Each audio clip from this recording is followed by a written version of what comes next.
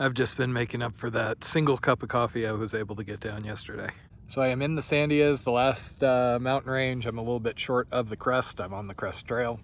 And in about like 10 miles, there is the tram. If I wanted to take the tram down, I could be done today. However, I'm going to finish tomorrow because I'm going to walk down. So my general plan is going to be get to the tram, fill up water, go partway down the trail that leads to the terminus, camp there, finish early Sunday because Sunday is when I have a hotel waiting for me. My parents are coming to get me. It's part of the handoff getting me from here to Colorado and then to Lake Itasca, where I start the Mississippi paddle in about a week. Plus side, I get to see Jen in a week.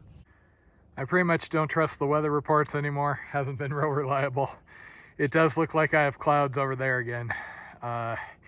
Yesterday I was in the clouds starting over there. It swept over, dumped on me, and then sat on these mountains, so we'll see what happens today. I caught sight of some durable ground, so I came a good ways down off the trail. Kind of figured there'd be people coming by in the morning, and I just hope the trail's gonna stay this nice the entire way. That would be a nice treat. So I have about 11 miles to the tram and then another 9 miles on that trail that takes you down to the tram trailhead. Like I said before, as tempting as it is to ride the tram down, that would feel kind of like cheating. Plus, I kind of like the idea of going from, pine trees and altitude back down to the desert floor again, bringing it all kind of full circle. I could finish today if I pushed it, assuming the trail's good. But I already have 2 nights in a hotel before my ride to Colorado shows up, and I'd rather be out here than wasting more town monies. Biggest thing I'm low on is actually just battery power. Since I've had cell, I've been corresponding with people, being a little less disciplined about keeping it on airplane mode. I kind of suspect the Nightcore 10K battery that I carry a 20 and a 10K. There's something wrong with it. It seems to go down awful fast. It's not half of my 20 based on the experimentation I've done. It's a Gen 2. I also have the first generation one. I gave that one to Jen. I might end up taking that back. I buy new ones periodically because the batteries degrade as you charge and discharge them. So we'll see how the weather treats me. But hopefully, if everything goes to plan, I should be in town tomorrow midday, maybe getting food and then cleaning up in a hotel. And then I've got a couple of days that are going to be rather busy, actually, before we're out on the Mississippi for 10 weeks straight. I have been following the Mississippi Source to Sea Facebook group off and on, and there have been a number of other people starting. So it looks like we're not in flood conditions, we're not in drought conditions. After Florida, I was a little bit concerned that my weather luck was going to kick in and we wouldn't be able to start right when we wanted to. Yeah, hopefully that stays over there. And that would be the mass sprawl of Albuquerque.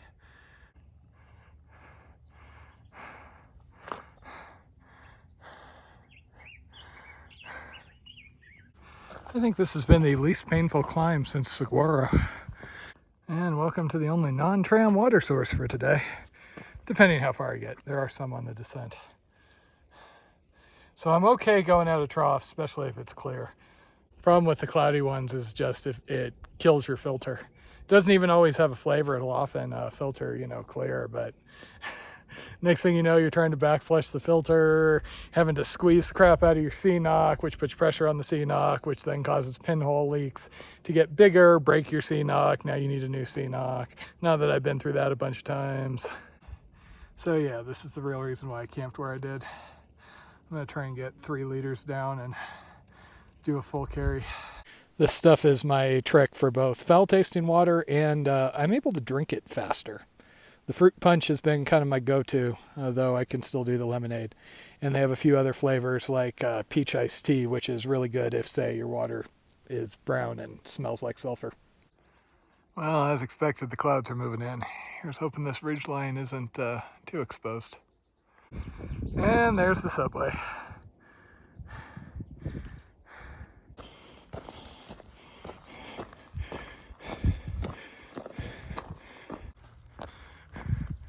Ran into a couple of trail runners, which is probably a good sign for the trail not being too brush choked.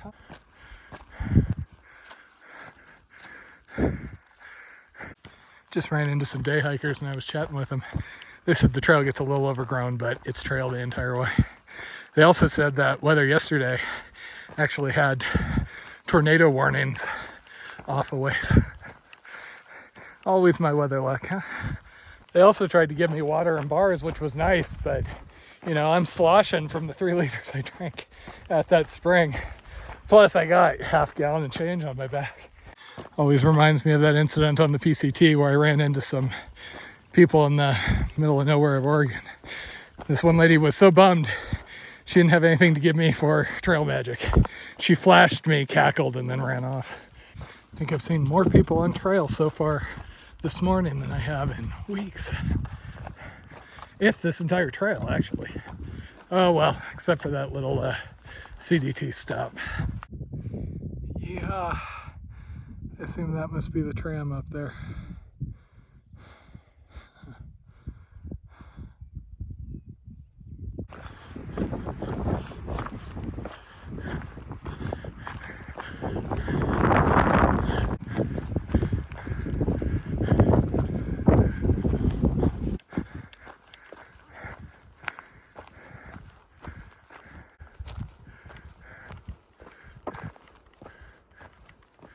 I was making really good time. Then I took a break by a trail junction, and usual thing that happens every time somebody comes by. I've been chatting up a storm. I'm getting close to the tram in the ski area, because I've been seeing a lot of people coming by that obviously are not doing a very long hike. 3:30 and I'm still not at the tram because I ran into another guy and just spent the last half hour jawing. He's actually from Riverside, out near where we are-ish. See, I've been on a remote trail for the last 50 some days, so I've forgotten to account for the whole Matt talks too much factor. This is why I need to be on the more remote trails. Less crowds, less distractions, less me talking too much. I guess the Mississippi should be easy for that, unless we start chatting with the tugboats over the radio.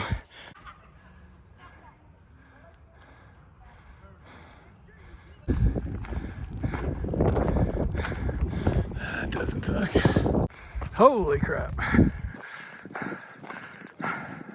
Food versus crowd. And there's the shortcut down. While the restaurant was open and they had hot food, I didn't feel like waiting in the line, so I decided to head on. Too long of a line for food, and the only plug I tried outside the restaurant wasn't working. I have enough. I would just prefer to have a full phone, because then I could screw around and talk with people. Also, I'm kind of sick of trail food right at the moment. The idea I might be able to get a burger or something had me kind of motivated up those last hills. So since I'm not taking the tram shortcut down, looks like I have about 9 miles down to the base. Bunch of descent, obviously. And I'm gonna camp along the way. There's 2 water sources. I can stay at one of them. Better if I get to the trailhead tomorrow. I've got 2 nights set up for me in a hotel. If I go out late tonight, it'll be too much of a waste. Though the idea of being able to get some actual hot Mexican food makes me sorely tempted. But no, it's going to be a long, expensive summer.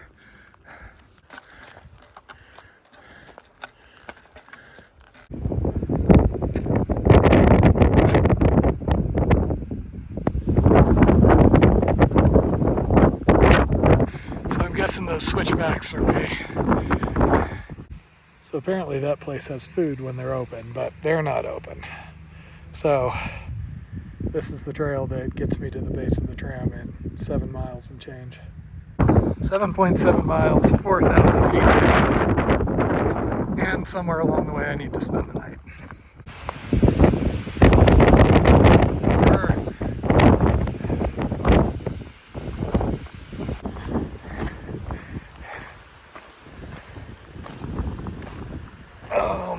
are not going to be happy.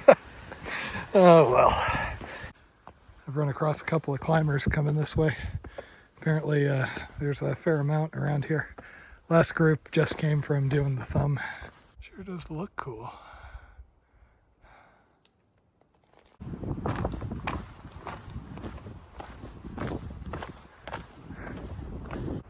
That is just spectacular.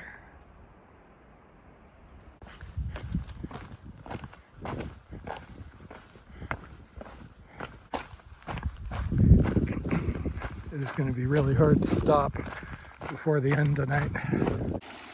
Well, at least my last water source is a decent one. Feels like it should kind of be a cow puddle or something. Okay, I was able to fill up with water at that last stop. So now it's just needing a campsite. Which, granted, may be a bit of a challenge considering the steep canyon walls here, but I'm sure something will crop up before the trailhead.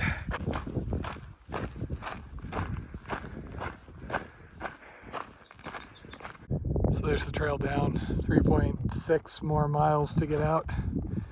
I found a spot where I can at least get a tent set up. Not probably 100% legal, but you know, it'll work. So my first night out from the Arizona border was a windy, less than ideal campsite, and that might quite well describe this also.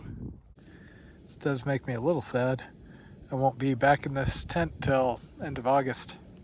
I'll still be out having fun camping with Jen, but I do like my solo trips like this.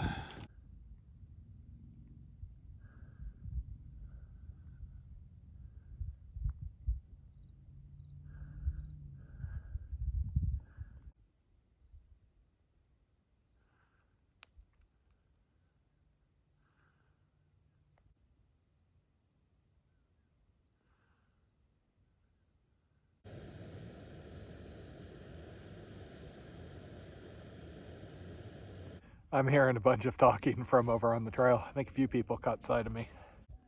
I've actually been fairly hidden from the trail here, though I think some people were able to see me. So funny thing, I posted a picture of my tent here. Turns out Veggie and Karma camped in this exact same spot doing the exact same thing I did, not wanting to finish, you know, late in the day. I don't know how many people are doing this hike this morning, but it is a lot. Part of me was tempted to just hang out here a couple more hours, but it's starting to get warm. So that's where I was camped last night.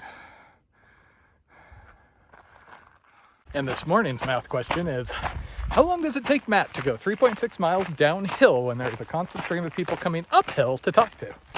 Just ran into somebody that recognized me from one of my videos. Gotta love this view. Plus the fact there's a tram up top. If I was around here, this would be one of my favorite hikes ever. 4,000 feet uphill and then take a tram back down.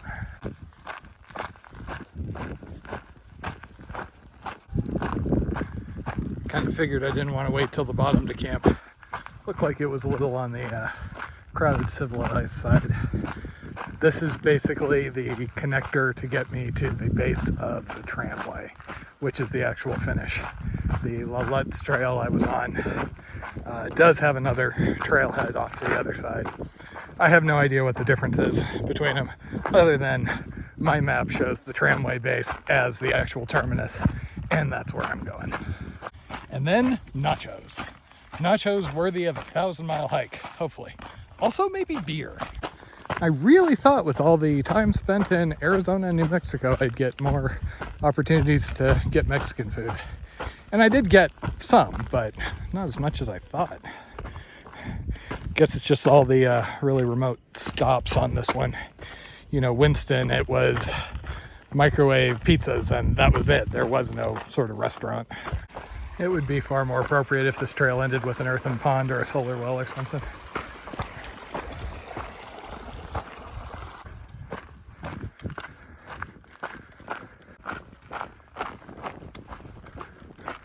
And I'm guessing that is Lower Tram Station.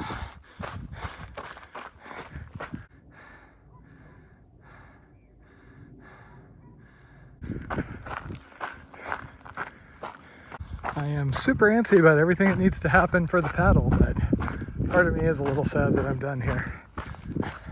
This was a really fun trail. The trail ends at a suitably low-key trailhead right at the parking lot for the tram. Just made the day of some New Zealand couple asking him to take my picture and tell them what I just done. I had approached a few people at the trailhead, asked if they were local, and then said if they had just done a 1,000-mile hike and they were craving beer and nachos, where would they go? And that's how I ended up going to El Patron across town. Once I was fed and got cleaned up, I settled into the hotel expecting I was going to have 2 nights before it was time to get going for Colorado. I woke up the following morning feeling a little bit antsy since I knew I was going to be sitting around all day, only to find out my parents had car trouble, and I ended up jumping into action, taking a Uber over to the airport, grabbing a one-way rental car, and driving to Colorado. And so long to New Mexico, at least for a couple of months. I dropped off the rental car at Colorado Springs Airport, which was close enough for my parents to come pick me up in the Jeep, and then I had a couple of days of downtime. And by downtime, I mean a lot of prepping maps, frantically going through gear and packing to get ready for the paddle, and occasionally running out for nachos. The Grand Enchantment Trail had taken me 58 days to travel 810 miles. And on top of that, I had done 200 miles on the Arizona Trail right before going from basically the Mexican border up to Oracle.